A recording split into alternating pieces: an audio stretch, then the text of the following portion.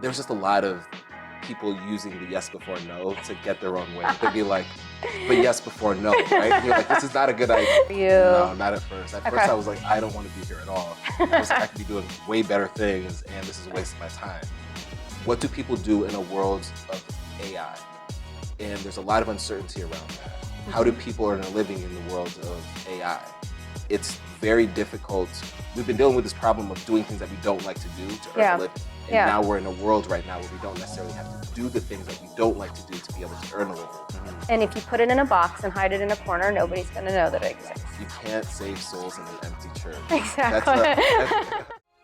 Welcome to the Build Podcast, the show where we talk to the people building Detroit from the ground up. From startups and small businesses to community movements and big ideas, Detroit has always been a city that runs on the strength of its people. I'm your host, Aisha Qureshi, a fellow builder. Let's get into it.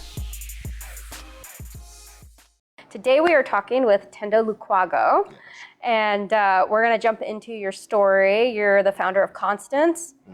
You're an entrepreneur. You're super active in the Detroit tech scene.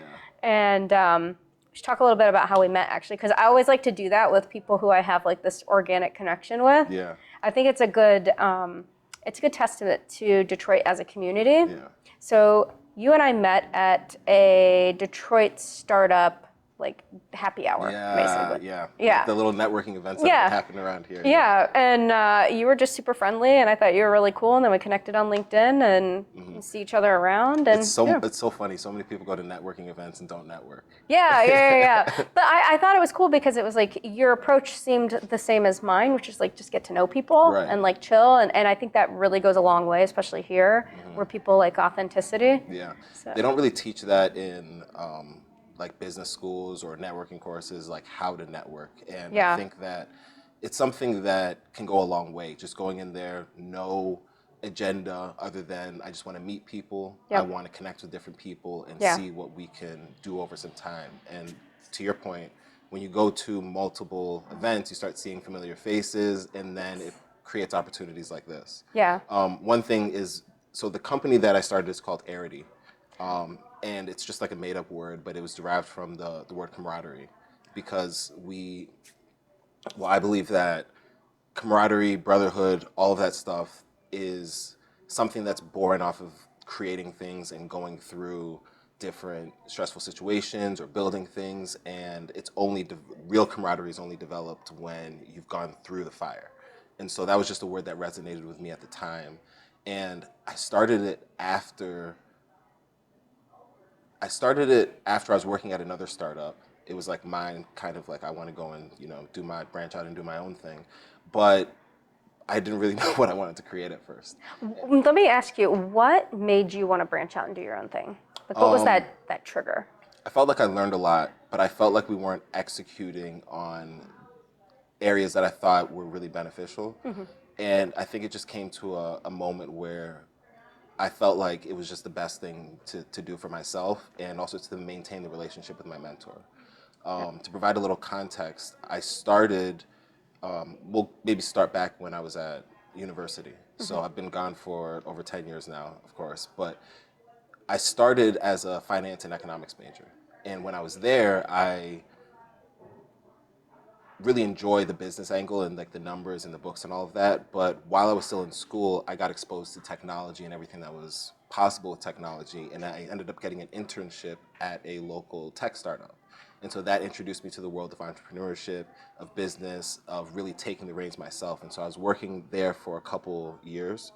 And I got a lot of experience there. I got a lot of exposure. But then after some time, I was like, I think that I need to go and branch out and do my own thing.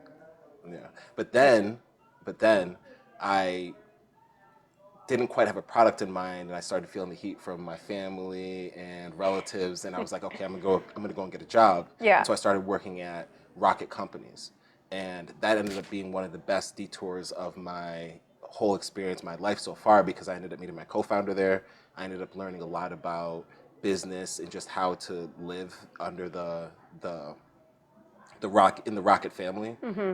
One thing that really sticks out to me is just Dan Gilbert's isms and the way that he really organized a playbook for executing business and conducting yourself in a professional environment. And that was where I stayed for a couple years. I kept the company intact, which is probably not advised by other people. And I was kind of moonlighting and doing my own thing there, kind of exploring things and trying to keep the fire alive. Yeah. But it really was a detour that I think was worth it, because when I left and returned back to Arity, I had much more purpose and much more drive, and that's coming out with some of the products that we're doing right now. And what was your favorite ism that like you carried with you over to Arity? Or back to Arity? Awareness. Awareness. Okay. Always increasing your level of awareness. Yeah. I think everything starts with becoming aware. You can't even act on something with intent if it's not in your purview of awareness. And it's so crazy how quick things can move from, being right in front of center, oh, this is the most important thing, to us getting distracted by something else. Yeah. I think that's kind of a common thread of the times, right? So, yeah. Definitely. Yeah. My favorite is, what is it? It's the yes before no. Yes before no. I love that. Okay. Because, coming from the marketing background and all that, it's like I was so used to like the tech people telling me, no, we can't do that. Right. Like, but it's really cool. It's like, nope. Yeah. Nope. Yeah. Yes before no is one of those ones that, because I realized that the isms, the aphorisms, were not taken the same in the banking world versus the marketing, HR, and the tech spaces. And in the tech spaces, this is nothing to talk about in terms of the validity of the isms. It's more just how people can take a good thing and use it for their own good. Yes. Yeah. There's just a lot of people using the yes before no to get their own way. They'd be like, but yes before no, right? And you're like, this is not a good idea. It's not a good idea. They're like, yes before no. You're like, it's going to create vulnerabilities in the system. Yes before yes no. Before no. Yes before no. But the awareness one is the thing that to me it sets up everything, and it's something you can take in every domain of your life. Yeah. And I think it was so cool, like that nugget of information has played a role in so many areas of my life. Yeah. And I like how you said it was the best detour that you've taken, because entrepreneurship is full of detours, hills and valleys, 100%. And no one day is the same. You are guaranteed to have great days, and you are guaranteed to have terrible days. 100%. And so how did you navigate that when you were like, oh, I'm taking this detour? Was it like, all right, I'm just rolling with it, or were you? No, not at first. At first I was like, I don't want to be here at all. I was like, I could be doing way better things, and this is a waste of my time. And a lot of it came in hindsight, but I would say like even a couple years in, it was pretty evident. So I ended up at Rocket. I started at Galaxy Solutions. Okay. And then I was working at Galaxy. I got put on a project at Rocket where we were working on Alexa. Okay. Early versions of Alexa. So this was 2016, and we were working on early versions of Alexa. We did a great project with that. We worked on some like texting and telecommunications systems.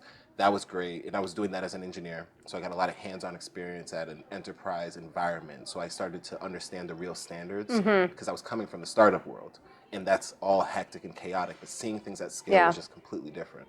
But then we ended up getting into artificial intelligence and consumer AI really early. So I've been in AI since 2017, working with neural networks, and that started to seed a lot of what I'm doing right now, because it started to create this vision. I remember being in the war rooms when we were building some of the early assistants at Rocket that are being used today. I remember being in the war rooms with some of the other engineers and talking about the implications of what we were building here and where some of these things can take us. And it really started to paint a very, like, I see two worlds, and I still think that we're kind of on track, but there's a lot of uncertainty right now. It's like we can go to a world where things are utopian almost. We have technology systems that are part of every aspect of our life where, like, again, the rooms are alive. Like, you walk in and it knows that Aisha and Tendo are here. So we want to change the music, we want to change the temperature setting, like all of these different things that we've seen in movies. But then there's a world where I think that could also be limited to a very select few, and most people don't get to see the light of that. I mean, right now we have somebody who's worth $1 trillion where everybody else's wages are still at the same level. And I'm like, that money's really relative and wealth is really relative. And so if that gap starts to increase, I'm like, what does that mean for society? What does that mean for people? And so bringing it back to what you're talking about with entrepreneurship, I believe that entrepreneurship means doing things. Like, in the actual history of the word, it means to do things. And when we do things to prevent risk, that's the best way of staying profitable, sustaining and making sure that you can contribute to society. And so I'm in a position right now where I learned at Rocket what I wanted to do to give to society. Yeah. And that's why I go back and I say this is the greatest detour that I had in my journey. That's really, really cool. And you haven't heard any of the other guests yet, so we haven't rolled them out at this point. But that is a common thread that I've seen with everyone I've talked to is they are so intent on giving back. They have some sort of social justice cause that they're passionate about. And so talk a little bit more about that. Like, I would love to know why, for example, the wage gap. So a lot of people in tech, they'll just see dollar signs. Like, they're not thinking about the people who are helping build the company and how much they're making. They're thinking, I can get this company to a valuation of X and then exit, and I'm going to have so much money. Yeah. But you're already have on your mind the wages of. Yeah, well, I'm an economics person too. That's what I studied in school, and I found my way in technology. And economics is the study of scarcity and how we allocate scarce resources in a world where we have unlimited wants and needs. And so we're coming to a place right now where we can take care of scarce resources, or a majority of them, but we can't take care of the unlimited wants and needs. And so a lot of my drive comes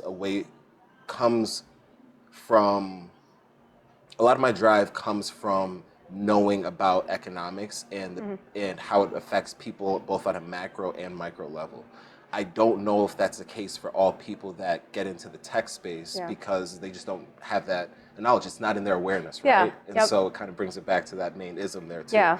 And so it's a big drive of what I'm doing right now and how I'm making my decisions right now. To kind of throw a couple more things on the table, and maybe this adds a little bit more context to where we can take things, but I'm in service of a mission right now, and it's really, the mission is what do people do, and what do people do in a world of AI?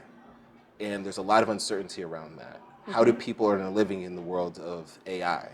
And there's a lot of uncertainty around that. So that's a big question that I'm spending a lot of my time trying to answer, and I'm giving back through 3 different measures right now, 4 really. One is through the podcast that I'm doing with my co-founder called Founders Drive, where we study the world's greatest founders, the world's greatest entrepreneurs, and we study what made them tick, we study what made them great, the downs, the valleys, the peaks, all of that stuff and their experiences, because I believe that knowing your history is incredibly important. My mother was a history major, and I think that just runs in my veins. Yeah. The other thing that I'm doing, I just started this podcast. It was Mind for Business, and that's where we're talking about hands-on skills, how to use your mind, because I believe that's the best form of technology. And then the platform, which is Constance, and Constance is a platform where we make some of the tools, the software tools, accessible to people, so that way they can act on the history that they've learned, act on the skill sets that they've learned in terms of how to use their mind, and then apply that into the world to actually go and make money in a world where jobs are going to be more scarce. Yeah. We still have to work. I mean, I look at work as the expenditure of energy, and I believe that jobs are tasks that we've, set ourselves up to do. Right. And so when we're looking at the removal of jobs, it's like, okay, well, where does our energy go? Because if it's not going to some sort of thing, some sort of task, then you know what they say about idle minds, right? Yep. And so that was a long-winded way of saying that. I like it. And your way of thinking is very aligned with everybody I've talked to. So it's really fascinating for me to see these common threads. Like, everybody thinks a little differently, but we still have that core that makes us an entrepreneur. And we're all a little out there. 100%. But I think that I think that entrepreneurship is core to the human experience. Yes. And I think that, and this is a biased opinion, yes, I know, but I think it's like the pinnacle of human experience because it pushes us to leverage our resources that we've been given by God. And I believe, I'm a God-fearing person. Whatever God means to you, et cetera, I think it's a subjective experience, but I'm a God-fearing person, and I believe that serving people is a good thing. I believe that creating things is a good thing, and I believe that entrepreneurship is an outlet where we can do that. And I believe that in the past, in all of human history, we've been dealing with this problem of it's very difficult. We've been dealing with this problem of doing things that we don't like to do to earn a living. And now we're in a world right now where we don't necessarily have to do the things that we don't like to do to be able to earn a living. But we have to orient towards doing things, which is entrepreneurship, if we want to actually actualize the world that we're living in right now. So and so talk a little bit about how Constance is helping people do that. So with Constance, we're taking our technology experience, and we've built a set of tools that people can use to get started with entrepreneurship. And so if you go on Constance, we help you set up a mini website that you can use as a landing page virtually, but you can also use as a digital contact card if you're going to networking events.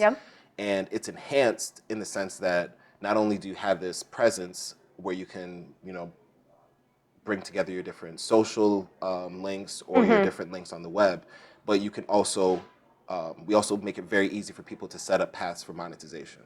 So if you go on Constance, you can set up this meeting website, but then we also make it easier for you to go on there and set up memberships if you want to go and set up a recurring offering. We allow you to go and set up digital products if you have some information that you've gained over your career or your experiences that you want to share for people for free or for a price. And then we also have tools that help people support communities online. And we have artificial intelligence tools that bring together the whole experience and make it easier for people to engage with the platform, but then also get the most out of their mind. Very cool. And so far, since you founded it, what are some of the lessons you've learned as you've gone through this founder's journey? Oh man, so many lessons. Where do I start? I'll say the biggest realization, which would be great to get some of your input on this, is the biggest realization I had was the importance of marketing. And how much marketing is part of the product, how much the pitch is part of the product. That doesn't get talked about enough on the tech side of things. Is you think you produce something, the technology's there, and everybody's just going to understand it. But so much of it is left to interpretation, and that needs to be real. That needs a lot of time and dedication. And so the biggest takeaway is just understanding how much more there is than just producing features, but then translating them into benefits that other people can understand. Well, and you're going to love this. I mean, it's awareness. It is awareness, right? Because you could have a product that's incredible, and if you put it in a box and hide it in a corner, nobody's going to know that it exists. You can't save souls in an empty church. Exactly. That's a saying I got from David Ogilvy. And David Ogilvy is somebody that we studied when we were doing Founders Drive. And it resonated so much with me. I'm like, he's so right. It's like you can't make an empty room laugh. There's just things that you need to get people here to be able to show them and share with them what you're doing. Exactly. I think another thing is, this comes from faith, but I think it applies so much in the business context, is serving people, not taking money, but serving. I learned that the word to sell means to give. The etymology of selling is giving. Really? Yeah. Okay. And so I didn't know that. Yeah, and so that when you fit that in the architecture of service and giving back, it makes so much more sense. And in the Founders Drive angle of things, I've just seen so many people talk about serving people, and I'm like, oh, that's good. It's like when you serve people, people feel a compulsion to want to give something back too. And so that reciprocity is what feeds the business and makes it sustainable. And so those two things really changed. They were really big learning points for me. I love that. And what role has being a part of the Detroit community played? Because you moved here in middle school. So, which is actually around the same time I came here. I moved here when I was 11. Where from? Well, it's a long story. Maybe next time, right? Next time. We were here, then there, and now here. Now we're here, So remind me of the question again. What role has really Detroit played in your mentality as a founder and as a person even? Because I know I have my own story, but I want to hear yours. I love Detroit. Same. I love Detroit. I love the grit. I love the work. I love the people. I love the creativity. I love the energy. I love the artistry. I love all of it. And I think two really big examples. I'm a sports guy. And I love sports. the football team and the basketball teams here, especially now, just give me so much energy because I'm like, that's what I want to do in tech. Yeah. When I look at Campbell, when I look at Bickerstaff, and I look at the way they play, it's not just gritty and full of emotion and passion. It's also very intelligent. Yeah. Like, they're not sacrificing either. And that's the thing that I want to bring into tech. For the longest time, I wanted to do the Silicon Valley thing and do it their way. But I'm like, that's their way. Yeah. Just like I don't know how extensive of a basketball fan you are or whoever's listening, but it's like the Warriors versus the Pistons. It's like they're just different teams. We have a different makeup. Yeah. And I like that. And I think that's the reason why I stay here. There's people, literally 2 days ago, I was talking with a friend that used to live here, moved to New York, and he's like, hey man, I don't know why you're staying in Detroit. What? It's like, he was like, Detroit's just a small city, it's this, and that. And I'm like, you're just not seeing what I'm seeing. Yeah, it's more, it's so much more than that. And you know what's funny is, so our data partner is based out of New York. The founder is a native New Yorker, and he comes here, he'll visit with me. I'll take him out, and we just have a great time together. He's like, I love Detroit, Aisha. Yeah. He's like, it is so cool. The architecture, the people, the energy. He's like, it's different here. And I was like, yes. It's just different. It is. And I think like we have so much momentum, and you can't, it's easy to point it out after the fact. Yeah. But before the fact is where, like, I love being a part of that. Yeah. Like I said, I come from like economics and finance. That's what I studied. And stocks are a big part of that. So I love looking at companies and investing long term. And so there was a moment I invested in a company and I was like, everything looks great here. Like the numbers look great. I'm listening to the reports. It seems like they're great. And they're on the right track. So I bought some stock. I placed a bet. Okay. The stock started dropping. Public sentiment was like, they're doing the wrong thing. But I believed in what I put my money behind. And it was one of the most gratifying feelings seeing the stock turn around and then people start to understand what was going on here. And I feel like that with Detroit. 100%. It's like if you were here in 2016, it's not the same city as it is today. And I don't think it's going to be the same city as it is in 10 years from now. And when I look at my vision of Detroit, I'm like, I see all the things that I think that you feel right now too, and I feel, which is like the passion and the creativity, and it's all driven by people. And I think going back to what we were talking about with Rocket, is a big part of that was developed by my time at Rocket and seeing Dan Gilbert's vision for Detroit. Yeah. And so it was very infectious, and I think like we're only limited by our imagination. Yep. I know Dan Gilbert's very big on imagination. Yep. He's one of the founders we studied on Founders Fund as well too, right? He's very big on imagination, and that's something that like I'm bought into that vision. Yeah. And I think that we're going to be able to do great things here. And I think that what you're doing with this right here and what you're doing with your company is a huge part of that. Thank you, and likewise. What's funny is So I always tell people I'm not a fair weather fan of Detroit. Like I have loved it since I was 11 years old and moved here, and I went over the Fisher Freeway and saw the dilapidated train station and was like, I'm in love. Like I just loved it because I love history. I'm just a big history buff. So, and it's really funny because you get people who are like, you'll meet them and they'll say, oh, Detroit, and like, just come, give it a chance. You haven't even been here. Exactly, yes, I talked to another founder. And he goes, when people tell me, oh, I'm sorry you're from Detroit, he goes, well, I'm sorry you're not from here. Right. And I'm like, right? Yeah. And you're going to see it play out. It's like, again, I think I look at the sports team and that's a signal, right? Yeah. It's not the whole thing, but it's a signal. And everybody was like, the Lions stink, the Pistons stink. And that's the best thing about it is you go back 4 years ago for the Pistons. It was the worst team in the NBA. Now they're the number one in the East. Yeah. You go back 6 years ago to the Lions, and it was like the worst organization, but you feel it. It's like you have to be here. If you're just watching online or watching on your TV, you're missing it. It's not the full picture. Yep. You have to be here. And so 100%. I feel bad if you're not from Detroit. Yeah, same here. If you're not like coming here, at least come check it out. You go out a couple of times and you'll feel it. And I think the work is reflective of that. So when I think about how Detroit shaped my vision, how it's shaped the way that I view and the way that I approach product building, company building. Yeah. It's a measurement stick for what the people that I want to be involved with and the company that I want to keep. And a lot of it is built on the grit. A lot of it is built on the working person, and I think that's the backbone of America. I think that's what 100%. built America. So, yeah. 100%. I don't know if you know Marshall Simons. He owns Motor City Pedicab. Okay. Super cool guy. And he and I were having a conversation, and he goes, "What is Detroit the birthplace of, Aisha?" And I was like, the 8-hour workday, the assembly line, the freeway system.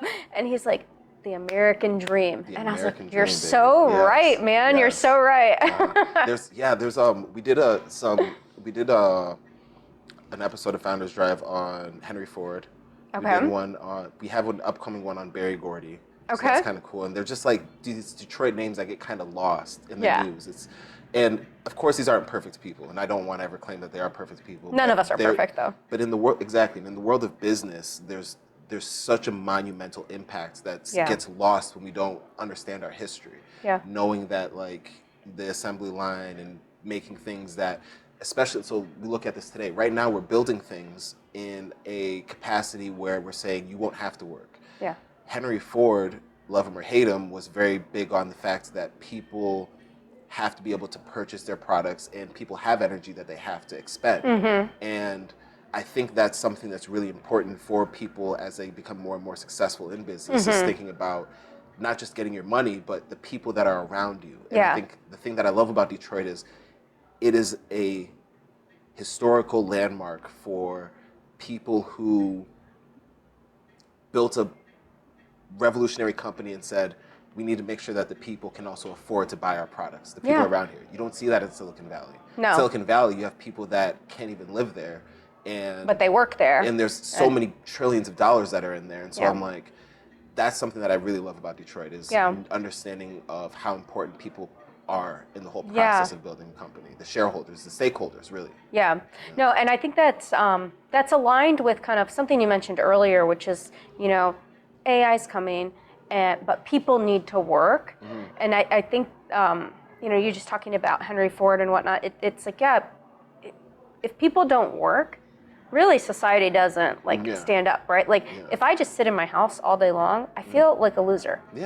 I haven't washed a dish because I have a dishwasher. I haven't done laundry because I have a laundry machine. Just plug me in and drain my energy. Exactly. I'm just guess I'm going to sit on the phone and watch other people live their lives and wish I had that life. Like what kind of life is that? So, so I think building an ecosystem and building a company like Constance, where people are encouraged to work and share their knowledge with the world, is really, really powerful. So it's at least our attempt, and I think we've learned a lot along the way. We've made a lot of adjustments here and there, and we're continuously learning. I think that's another core skill, not only for entrepreneurs, but I think for people in general, is just like developing that capacity to learn and change your behavior in the face of circumstances. But it's like that's the thing that I just want to share with different people, and I hope that the tools help people in being able to do that. Yeah, for sure. Thank you. We're going to close it out how we close out every episode. Okay. I'm going to say Detroit is, and I want you to finish the sentence. So Detroit is. You're going to have to give me a second here. Yeah. The thing that came to me was home. Detroit is home. Let's go with that. All right. Detroit is home right now. Detroit is home. Detroit is home. I love it. Yeah. That's it for this episode of The Build. If you enjoyed the conversation, follow the show, like, and share it with someone who's building something of their own. And if there's somebody you think we need to talk to, send us a message and we'd love to connect.